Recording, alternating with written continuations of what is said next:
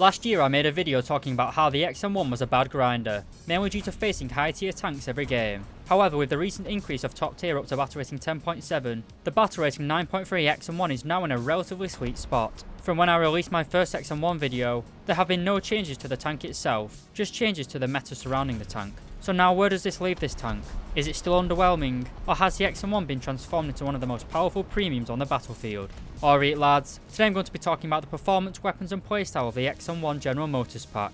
Starting as always with the basics, this vehicle is a rank 6 battle rating 9.3 medium tank located in the American tech tree. Being a rank 6 premium, it will be effective at researching all vehicles between the ranks of 1 and 7, allowing you to grind out pretty much every vehicle in the American tech tree. To unlock this tank, you will have to purchase it on a pack from the Guardian store. For the cost of €60, you get the tank, 2,000 golden eagles, and 15 days of premium time. After buying the XM-1, you have an additional cost of 10,000 silver lions to train the crew. To purchase the expert and ace qualifications for the tank, it will cost you 790,000 silver lions and 2,000 golden eagles respectively. Considering the XM-1 used to be pretty overpowered when it was first introduced, it still only has a very low repair cost of 3,640 silver lions, making this premium very economical to play.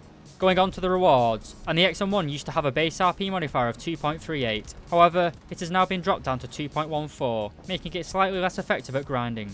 Nevertheless, you can still expect a 428% modifier with a free-to-play account, and 642% with a premium account.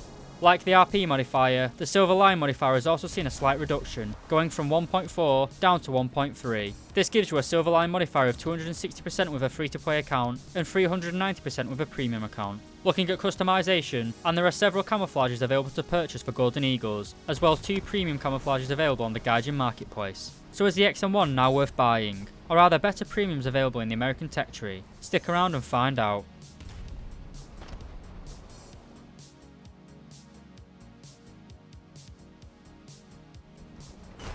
Starting with the engine and mobility, and the tank is powered by an engine producing 1,521 horsepower. Combined with the vehicle's weight of 52.6 tons, it gives the XM-1 a power-to-weight ratio of 28.9 horsepower per ton.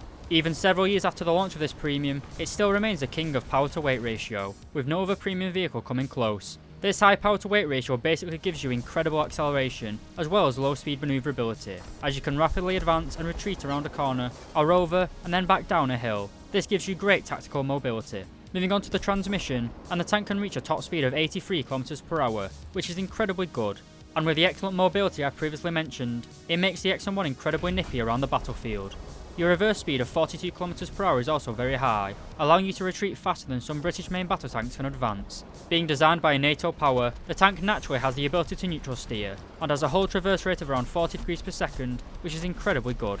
Overall, the XM-1 has superb mobility. The combination of high power output, high top speed, and a high traverse rate makes this tank incredibly effective in game. You can easily flank and spank, brawl around hills and corners, as well as rush capsules at the beginning of a game if you desire. While the performance of this tank is great, it can lead to you overextending if you get a little bit too carried away with yourself. This however is a criticism of the player and not the tank.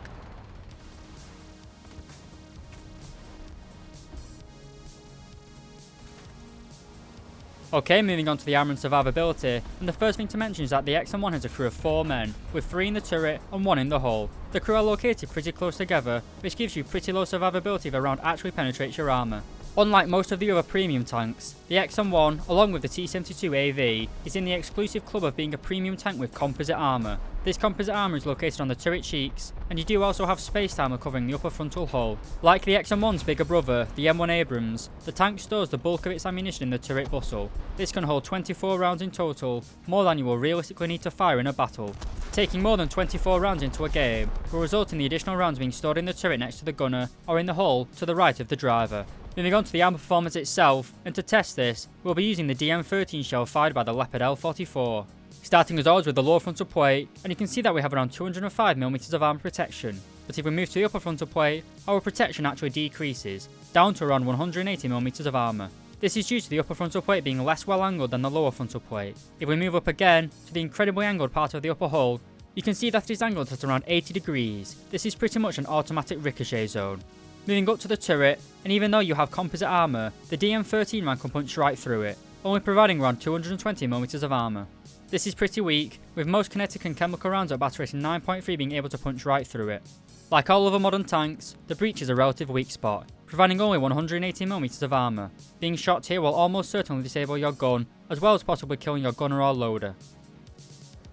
Moving to the side of the vehicle, and as you'd expect, protection is relatively light, providing just 72mm of armour down the length of the hull. But if we move up to the turret, the protection is initially kind of good, at around 200mm of armour. But it rapidly decreases as we move down the turret, and by the time we get to the crew compartment, the protection has dropped down to just 43mm of armour. And finally, the rear of the turret provides just 26mm of armour, and the rear of the hull provides just 40mm of armour. Overall, the XM-1 is pretty well protected in a hold down position against enemies firing heat FS, but at battle rating 9.3, hardly any vehicle will be using heat FS rounds. Therefore, the armour of the XM-1 is unreliable at best, and should not be used as your main source of survival. The XM-1 is not a brawling tank. Instead, use your great mobility to peek, fire, and then retreat back into cover, trying to avoid direct firefights.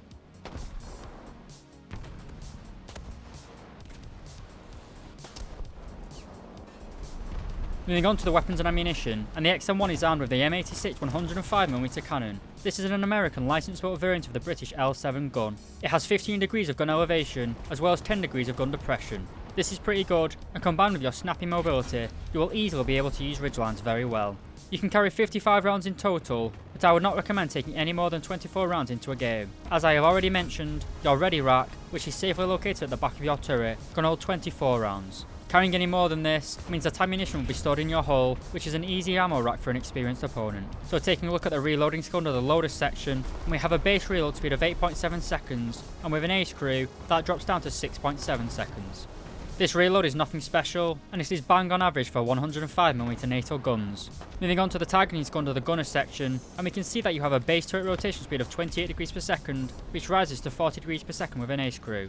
This is very high, on the same level as top tier main battle tanks. It is incredibly handy when facing multiple opponents at once. Next we move on to the modifications, and I want to point out that this tank gets access to a laser rangefinder, as well as a first generation thermal imager for the gunner. Unfortunately, the commander does not get a thermal viewer. As well as these thermals, you also get a nice wide field of view in the gunner sight, as well as a base 4x zoom, and an optional 12x zoom. Moving on to the ammunition, and we have 5 available, 1 stock and 4 unlockable. The stock shell available to the XM-1 is the M728 armor piercing discarding Sako round. It has 260mm of penetration at 10 meters, and has a muzzle velocity of 1,426 meters per second. I don't really see any reason to use this round at all, other than the fact that it is free. Another round that has very little use is the M416 smoke shell. It can create a pretty decent smoke radius of 20 meters, and a hold time of 25 seconds. But this is pretty useless in 99% of firefights. For dealing with soft targets, you get access to the M393A2 high explosive squash head round. This has a relatively low muzzle velocity of 732 meters per second and can only penetrate 127mm of armor. In the most recent update, Guardian have pretty much destroyed the performance of Hesh, so I wouldn't bother using this round either. A good all-round shell is the M456 high explosive anti-tank fin stabilized round. It has a muzzle velocity of 1,173 meters per second and can penetrate 400mm of armor at all ranges. While this round is effective at battle rating 9.3 and below, in an up tier, where most tanks are rocking composite armor, it is significantly less effective. In general, your go-to round will be the M735 armor piercing fin stabilized discarding Sako round. It has a high muzzle velocity of 1,501 meters per second and can penetrate 353mm of armor at 10 meters. This is a very early APF SDS round and doesn't create much spalling.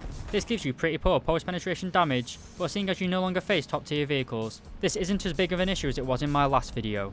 As well as your main cannon, you also get 2 rifle caliber machine guns, as well as 1 pinto mounted 50 caliber machine gun.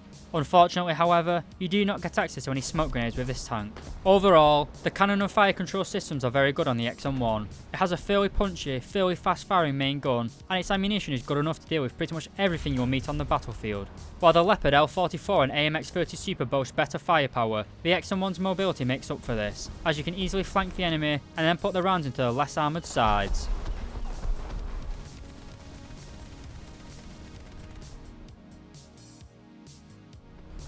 To conclude, the XM-1 has seen a new lease of life after the top tier battle rating increase to 10.7. Most players don't take out battle rating 10.0 or battle rating 10.3 lineups. Most usually go fully for 10.7, which means all of the vehicles above battle rating 9.7 now get dragged up into top tiers. This means that the XM-1 will only generally see up tiers to battle rating 9.7 now.